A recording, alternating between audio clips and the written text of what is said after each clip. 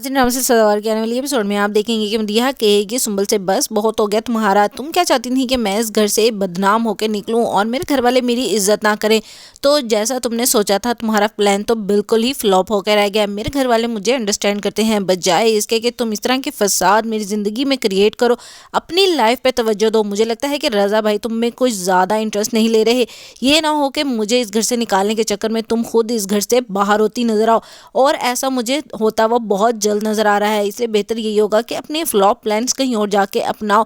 जिस पर वो कहती है कि मुझे लगता है कि तुम्हें फिर से गलतफहमी हुई है, मैं क्यों रज़ा को तुम्हारे खिलाफ करूंगी, आखिर तुम्हें मेरे से मसला क्या है। मैं तो बस ये चाहती हूँ कि तुम इज्जत से इस घर से चली जाओ, रुखसत होके। लेकिन अगर तुम अपनी पसंद के लड़के के साथ जाओगी तो शायद इस घर में उसको मकाम बनाने में वक्त लगे, क्योंकि मुझे लगता है कि वो लड़का कोई वेल सेटल्ड नहीं है।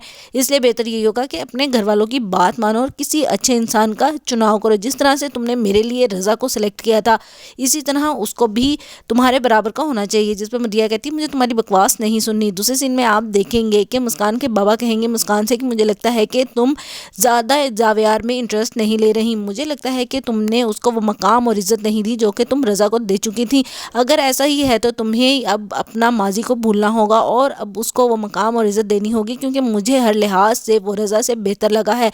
क्या ऐसा नहीं है कि तुम उसको वो सब कुछ भुलाकर फिर से अपनी ज़िंदगी में जगह दे सको, ताकि तुम्हारी ज़िंदगी भी सुकून में आ सके।